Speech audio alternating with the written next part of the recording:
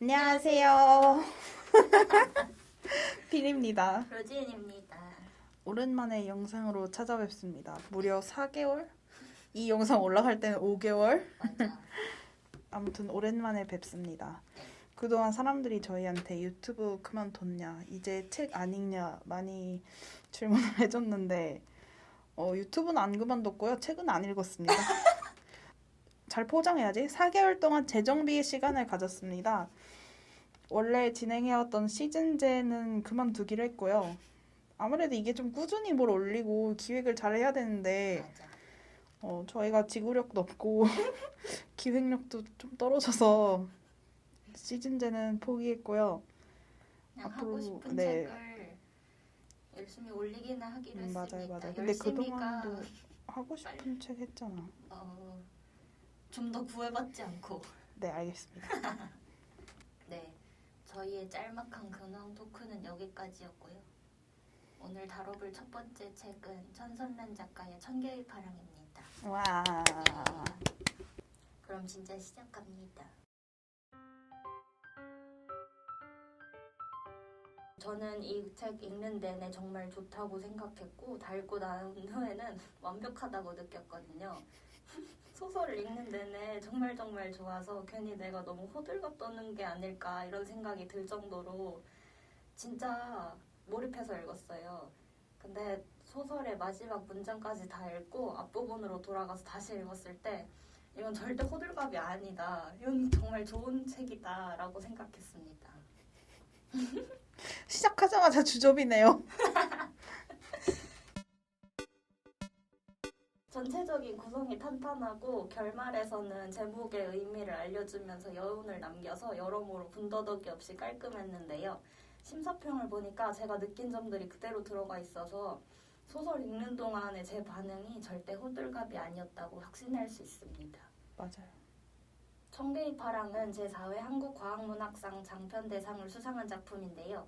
심사평을 보면 심사위원들이 입을 모아서 다른 응모작들의 결말부 처리에 대한 아쉬움을 이야기하고 있습니다. 그러나 천개의 파랑은 SF적인 장치가 많지 않음에도 불구하고 SF이자 장편소설로서 여러모로 나무랄 데 없는 완성도를 보여줬다고 평가됩니다.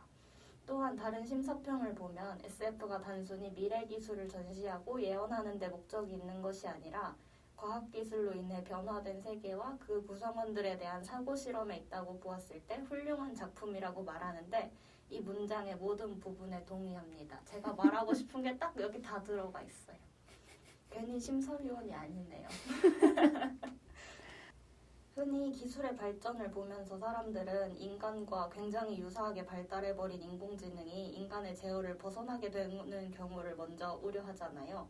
그러나 천개의 파랑에서 다룬 두려움은 기술이 발전한 세계에서 로봇이 아니라 자신과 같은 존재인 사람에게 소외되는 것입니다. 그 인공지능에 대한 짤을 저 지금 듣는 수업 OT 때 교수님이 보여준 적 있거든요. 무슨 짤인데? 사람들이 생각하는 인공지능은 막 너무 똑똑해져서 사람 지배하고 막 그런데 개 고양이를 왜 분류해야 되는 거야? 아이폰이 참 똑똑해요. 털 달린 네발 동물. 귀여운 털복숭이 친구들. 이렇게 분류하더라고. 그래, 그들은 귀엽다는 점에서 같다고요. 맞아요. 같은 속성을 공유하고 있죠. 발도 4개고 꼬리도 있고. 털도 달렸고 맞아. 귀도 머리 위에 2개 달려. 딴 데로 새버렸는데 이 소설의 세 모녀는 각자의 이유로 시대에서 비켜난 위치에 있는 인물들입니다. 연재의 로봇을 다루는 실력은 해외파에게 밀렸고 불가능이 없는 시대에서 은혜의 길은 휠체어가 갈 수 없는 길이 방해합니다. 로봇의 도입에 밀려서 바뀌지 못한 오래된 소방복 때문에 보경은 소중한 사람을 잃었습니다.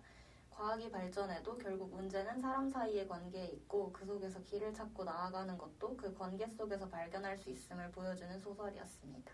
소설 속 세계는 경마장의 기수가 인간에서 휴머노이드로 대체된 곳인데요. 그동안 경주마는 아무리 빨라져도 기수의 몸무게로 인해 속도에 제한이 있었지만 기수 휴머노이드는 작고 가벼워서 말이 그 무게를 거의 느끼지 못하게 만들어졌습니다. 말이 계속해서 더 빠르게 달릴 수 있게 된 거죠. 기수 휴머노이드는 C27, F16 등으로 불리며 말 위에서 달리는데 최적화된 몸 외에는 아무 기능도 없습니다. 그런데 C27 후에 콜리라고 불리는 이 휴머노이드는 인간의 실수로 보통의 기수 휴머노이드와는 다르게 말을 할 수 있고 인간에게 친화적인 모습을 보입니다. 이야기는 콜리가 자신의 파트너인 투데이의 등에서 떨어지는 순간에서부터 시작합니다. 투데이가 혹독한 경기 일정으로 인해 경기마다 힘들어하는 것을 보고 투데이를 지키기 위해서 스스로 말에서 떨어지는 결정을 내리는데요. 하반신이 망가진 콜리는 당연히 폐기를 앞두게 되었고 마방의 관리자에게 자신을 마방에 눕혀달라는 부탁을 합니다. 연재는 마방에 갔다가 우연히 콜리를 발견하고 하늘이 푸르다는 생각을 하다가 말에서 떨어졌다는 이상한 소리를 하는 휴머노이드를 주워오게 됩니다. 전 이 장면 꽤 좋아합니다. 콜리가 투데이를 위해 낙마한 후에도 투데이는 계속해서 달려야 했습니다. 투데이는 여전히 가장 빠른 경주마였고 경마장의 관리자에게 많은 돈을 벌어다 주기 때문이죠. 인간들의 욕심 속에서 결국 경기에 출전할 수 없을 정도로 다리가 망가진 투데이는 안락사를 앞두게 됩니다. 투데이의 안락사를 막을 수 없음에 무력함을 느끼는 은혜의 앞에 콜리가 나타나서 자신에게 투데이를 살릴 방법이 있다고 말합니다. 바로 아프기 전인 과거로 돌아가는 것인데요. 과거로 돌아가는 방법 어떤 게 있다고 생각하세요? 사실 저희는 이미 과거로 돌아왔죠. 아, 그렇죠. 어떤 의미에선 그렇다고 할 수 있죠. 돌고 돌아. 과거로 돌아가는 방법. 투데이한테 무슨 날개를 달아가지고 지구보다 더 빠르게 돌게. 아니, 빛보다 빠르게 돌게. 슈퍼맨처럼. 그거 참 생각지 못한 방법인데. 그래? 시간을 거스르는 얘기하면 당연히 슈퍼맨부터 나오는 거 아니야? 갑자기 이 세계물들은 천파. 콜리가 다른 문으로 나가면 그건 아닙니다. 이세계물이 아니고요. 콜리가 제시한 방법은 투데이를 행복하게 만드는 겁니다. 행복만이 유일하게 과거를 이길 수 있다는 이유에서인데요. 콜리가 투데이를 살리기 위해 제시한 방법은 연재와 은혜의 엄마인 보경이 했던 말입니다. 콜리는 자신이 만나는 모든 인간에게 호의적으로 다가가 이야기를 들었고 그렇게 보경의 이야기에서 투데이의 시간을 과거로 돌린다는 생각을 할 수 있었습니다. 그리고 이런 생각은 콜리가 아니었다면 할 수 없었을 거라고 보는데요. 보경과 은혜, 연재 사이에는 보이지 않는 벽이 존재했고 보경은 자신의 아이들을 위해 그저 열심히 살기만 할 뿐 자신의 이야기는 묻어두었기 때문입니다. 그 사이에서 모두에게 천진하게 다가간 콜리가 있었기 때문에 투데이를 살리고 과거의 어느 순간부터 멈춰있던 세 모녀의 관계도 한 걸음 나아갈 수 있었습니다. 그리고 과거로 돌린다는 생각을 솔직히 인간이 할 수 있겠어요? 이 세계물에서나 가능하다는 생각을 하는 인간이 그렇게 편협한 인간이 어떻게 과거로 돌아간다는 생각을 하겠어요. 아무튼 그들의 관계가 콜리라는 특별한 존재로 인해 나아지기는 했지만 결국 엉킨 관계가 풀린 것은 당사자들의 행동에서 비롯됩니다. 과학기술이 발달한 사회에서 발생한 문제는 사람 때문이었고 그 문제를 직접 해결해야 하는 것도 사람임을 말하고 있는 것 같았는데요. 보경과 은혜, 연재는 콜리를 통해 그동안 묻어두었던 대화를 나눴고 그럼으로써 서로를 이해할 수 있었습니다. 그리고 그 이후에 관계가 어떻게 나아가는지는 오롯이 그들만의 몫으로 남습니다. 청개의 파랑에서는 기계와 인간의 비교가 자연스럽게 이루어집니다.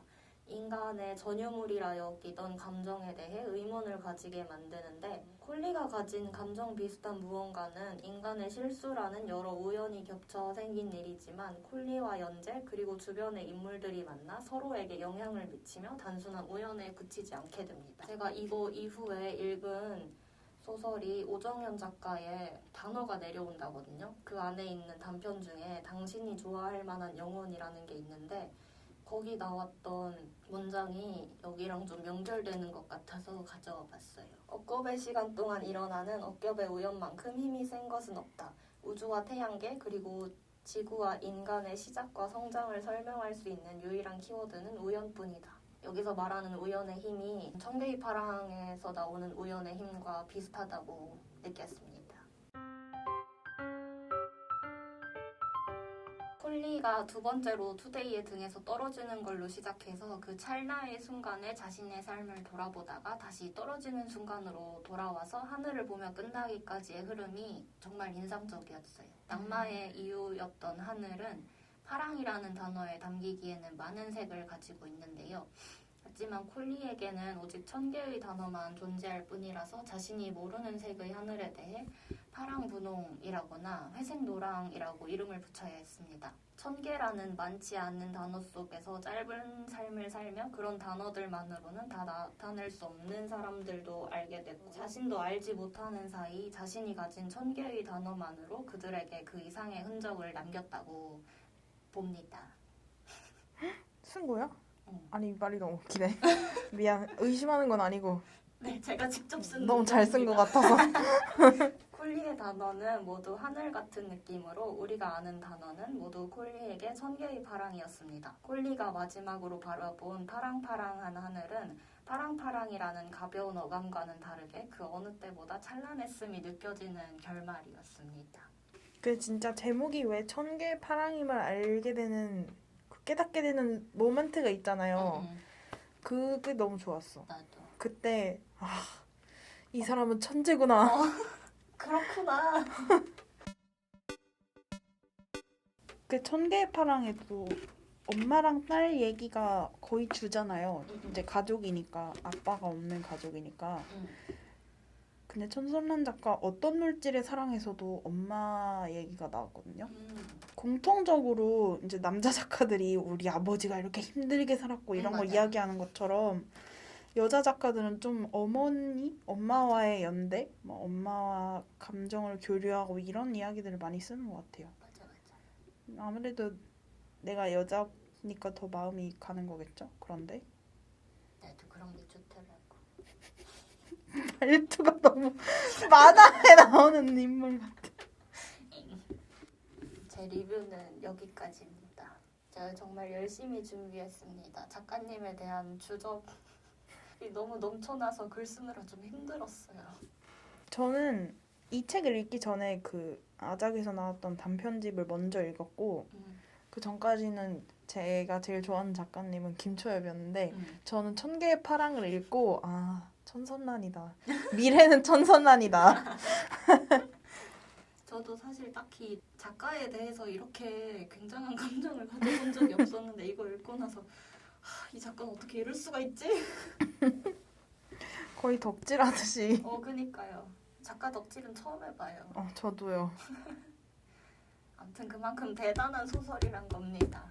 아시겠어요? 안 보이는데?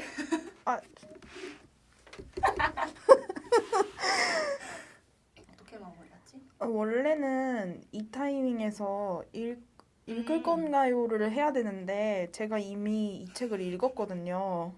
두 번 읽을 두 생각이 번이나. 있나요? 이미 2번 읽었다니까요. 맞다. 펼쳐보지 않은 종이책이 있잖아. 그거는 끝까지 펼쳐볼 생각이 없는데요. 하긴 그대로 남겨두는 것도. 이미 필사노트에도 다 옮겨 적었어요. 그만큼 좋은 책이라는 겁니다. 맞아요. 진짜 이 책 너무 좋은데 설명할 방법이 없네요. 정말로. 진짜 좋은데. 그니까 다들 꼭 읽어보세요. 저 얼마 전에도 누가 회사에서 팀장님이 부르는데도 까먹을 만큼 좋은 책이 뭐야? 그래서 1000개의 파랑을 소개시켜줬거든요. 좋아할지 모르겠어 근데. 좋아할 거예요. 아무튼 오늘도 긴 리뷰 봐주셔서 정말 감사드리고요. 저희는 다음 영상으로 찾아뵙도록 하겠습니다. 안녕.